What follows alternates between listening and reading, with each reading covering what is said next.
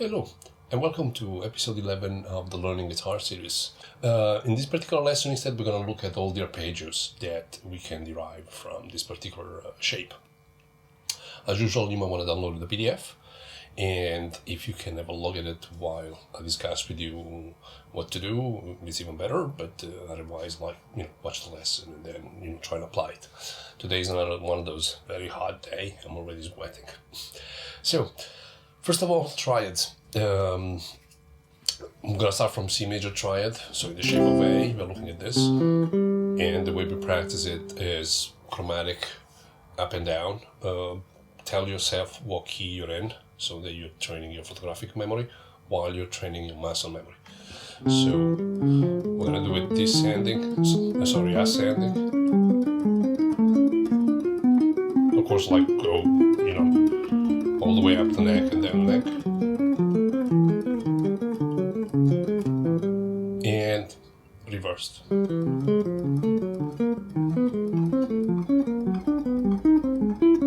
So for example, because this root note is A, now this is an A triad, right? So B flat, B, C. And again, up and down. And reversed. Alternated. So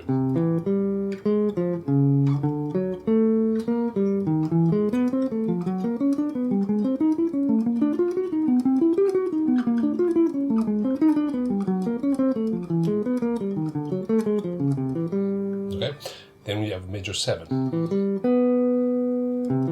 So this is B, C sharp major 7, D major 7, E flat, E major 7, F major 7, F sharp, G, A flat, A, B flat, B, C, C sharp. Okay? And same thing backwards.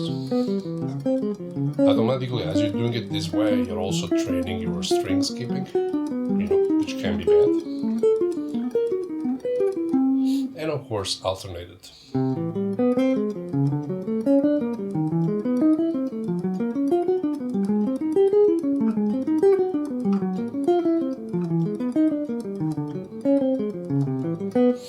So of course, you might want to go all the way up the neck and then down, and making it a little bit shorter so that, we don't spend hours on this. Then we have major 6, so 1, 3, 5, 6. After the 6, we can practice, for example, added 9, like we did for the shape of G. Okay. The only thing different, when we were in the shape of G, our 9 was here, which kind of made it easier to practice, even in one direction, okay? Like this, or reversed. The problem now is that if we play the 9th with this finger, now we have to come back up here. See what I mean? Which makes it kind of awkward. Still, you might want to practice it. Of course, you're not going to achieve incredible speed with this, right? And also, you might want to think of this as a possible alternative. So you might want to use a different finger for that. Same thing going backwards.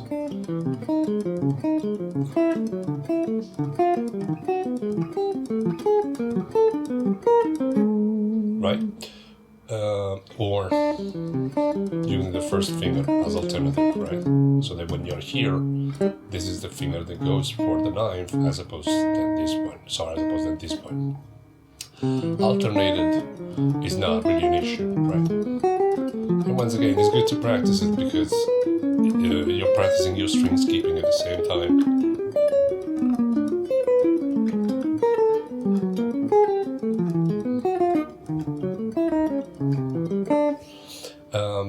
Then we get into the 7, 9. So 1, 3, 5, 7, 9. In this case, I tend not to practice them anymore. Ascending, descending, I tend to do them just reversed because I find, alternated, because I find that that's the way I use them most of the time when I'm actually playing. So I tend to go directly for this kind of exercise as opposed to, of course you can do this, right? There's nothing wrong with that. As I said again, it's a good practice. And backwards. The only thing is I noticed that how the moment we have all these exercises accumulating. So now, by now, you have 4 shapes and everything that goes with it.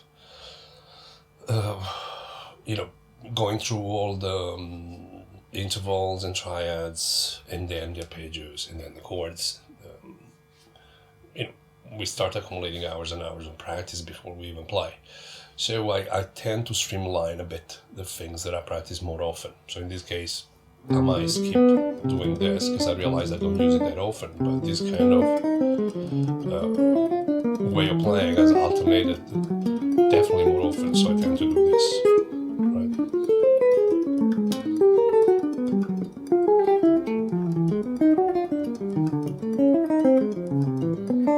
Same thing for the 6/9 kind of arpeggio. I tend to do exactly the same.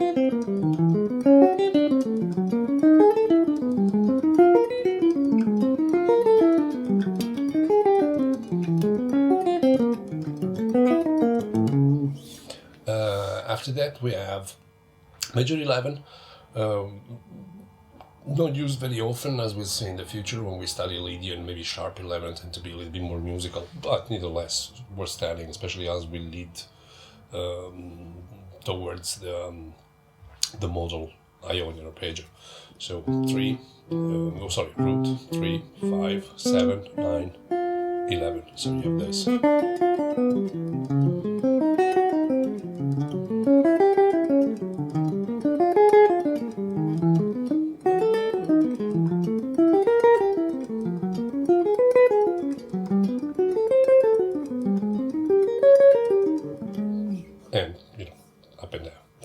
After that we have the 13, so now we have the modal arpeggio, so all basically the vertical structure of the actual scale. So this is your scale, 1, 2, 3, 4, 5, 6, 7, root note, and now you have 1, 3, 5, 7, 9, 11, 13.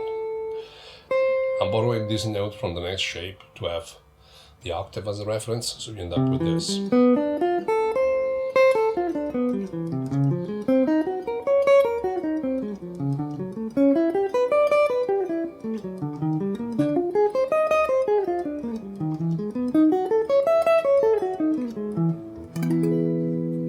So this will be E major. This is the full Ionian modal arpeggio, okay, with all the extensions. Then we have the second octave, so again triads, 1, 3, 5. Now this is worth like 2 seconds of a discussion. We could play it like this, we can also play it like this, we could play it like this. I tend to play it with 2 fingers most of the time to create even more separation, but I can do it both ways. So again, whatever you find more comfortable, I just thought it was important to point it out. Same thing on the way back, as opposed to, and then of course alternated.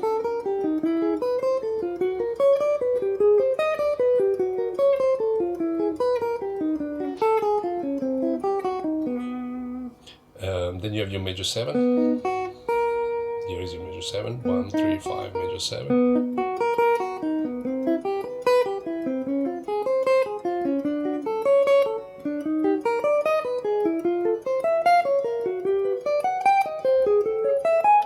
And again, you could do it just with 1 finger.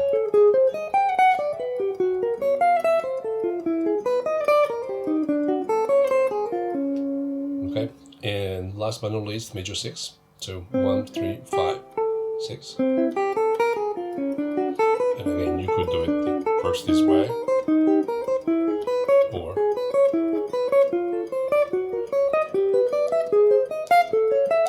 and then backwards.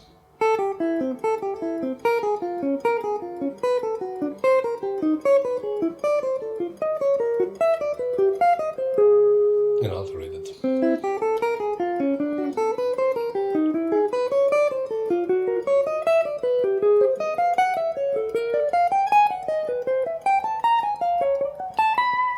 And back. After that we have the 2 octaves one. So 1, 3, 5, 7, 1, 3, 5, 7. So C sharp, D, E flat, E, so F major 7, F sharp, that's G,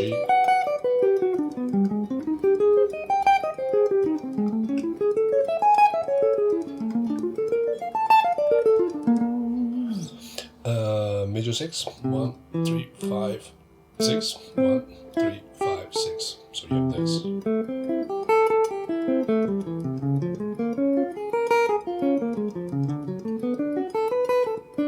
So this will be E flat.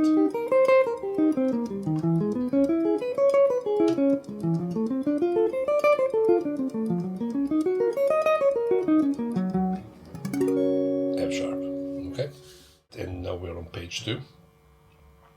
And we can harmonize. After exercise 4, you have the harmonized on Ionian Major Arpeggio, which is basically playing the Major Arpeggio group of 4. So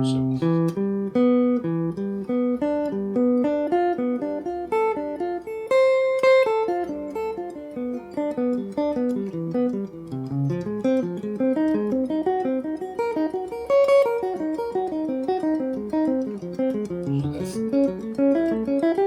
D.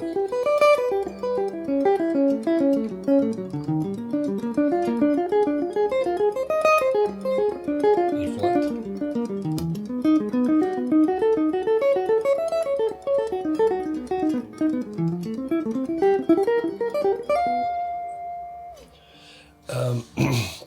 after that we have a look at the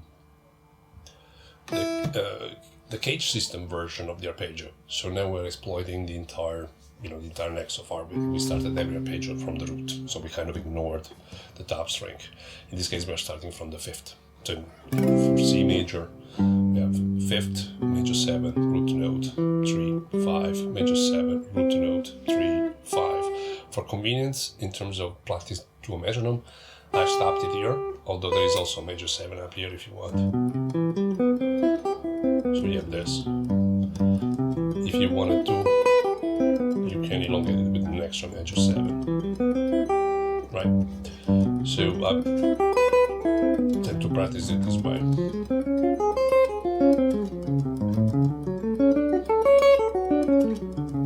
So that's E flat, right?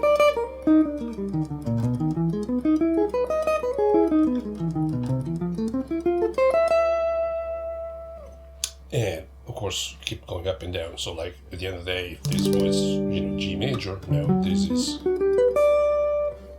a major 7 arpeggio, right? Who's using the cage system. This would be major 7, major 6, major 9, 7 9, 6 9, 11, 13 and root note. That kind of recaps it. After that, we have the same Major Arpeggio practiced in group 3 and group of 4, which is also very useful. So we're starting again. This is the arpeggio we're practicing, but we're practicing group of 3 notes at a time.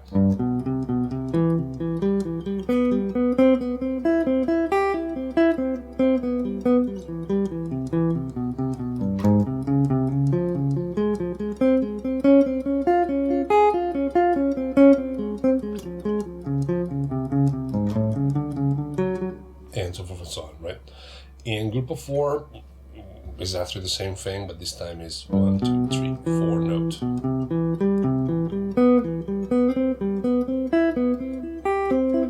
How am I standing it?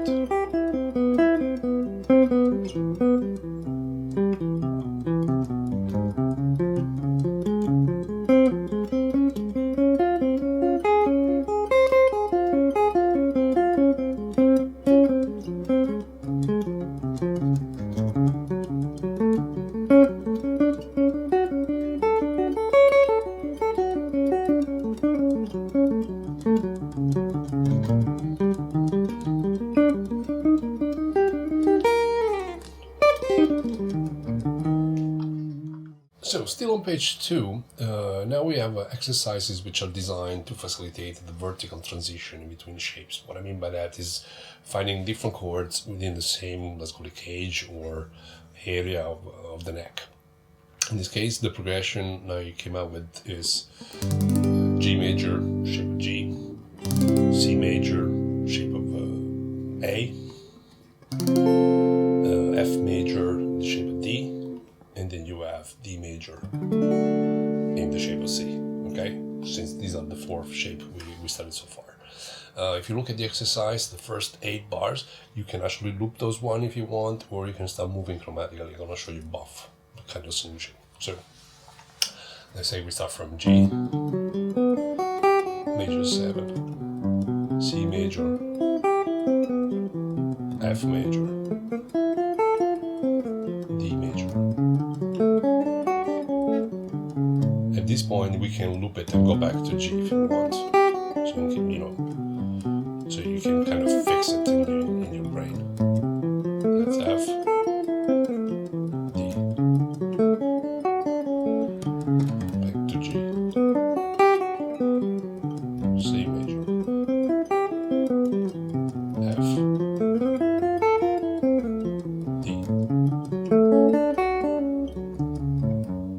Or we can start moving it chromatically exactly like it's written. So after having done, say G, C,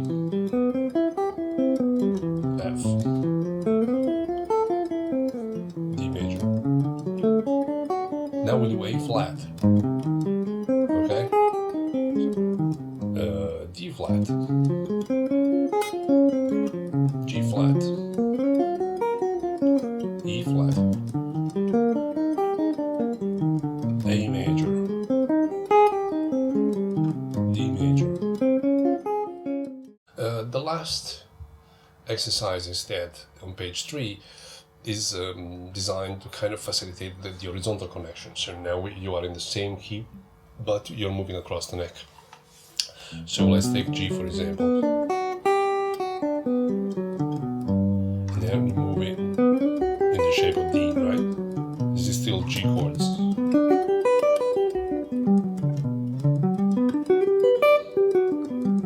Or you can even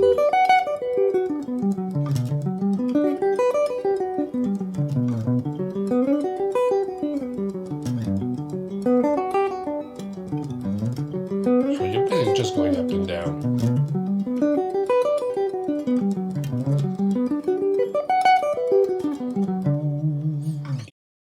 So in terms of practice, as usual, we're looking for a progression that allows us to maybe like practice all 4 shapes at the same time, and maybe like something else you want to do on the side, maybe just loop a single chord. So I don't know, D major, and then just try to play using the arpeggios. When we practice arpeggios, you want to limit yourself to only use those, not combining scales and arpeggios in the process.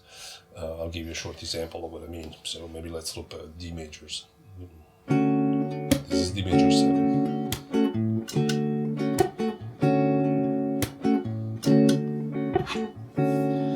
So by limiting yourself, I mean, these are your triads. 1,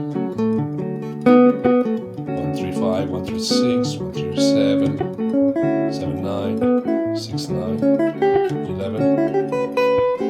See, like 11, as I mentioned before, is not, what you'll see in the future, sharp 11 might be a more interesting sound. Nevertheless, still worth the practice. So what you're trying to do is basically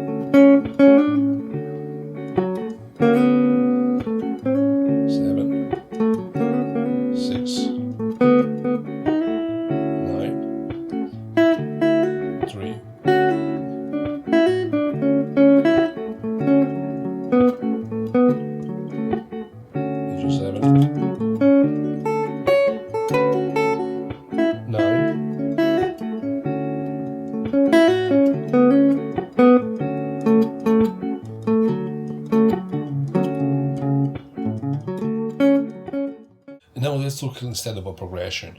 And I thought in this case to do maybe like, I don't know, C major. I'm going to use C major 7, going into F major. I'm gonna use F major 7. Just I'm gonna keep all the chords as kind of major 7. Into B flat, so shape of D, I'm gonna use this particular shape. As opposed, I could use this just like to keep the bass consistent. Into A flat major 7. So that's our shape of C. So shape of E, shape of A, shape of D,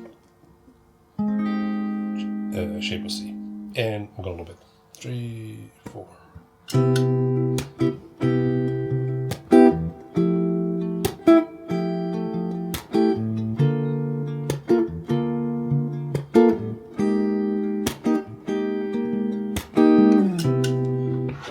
Once more, try and stay on arpeggio notes, right? B flat, A flat,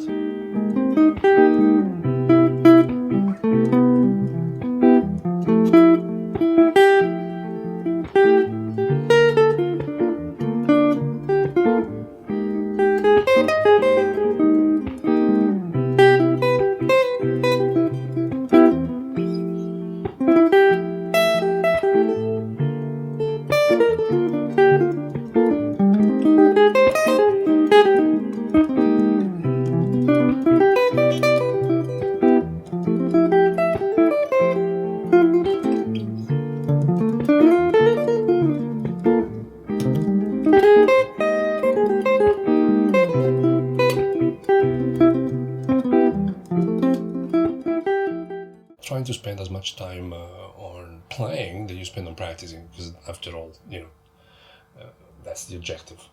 Playing is the objective. Well, thank you very much for following this lesson, and if you have any question about it, please feel free to add it in the comments, and when I have time, I'll be more than happy to answer it. Okay, thank you very much.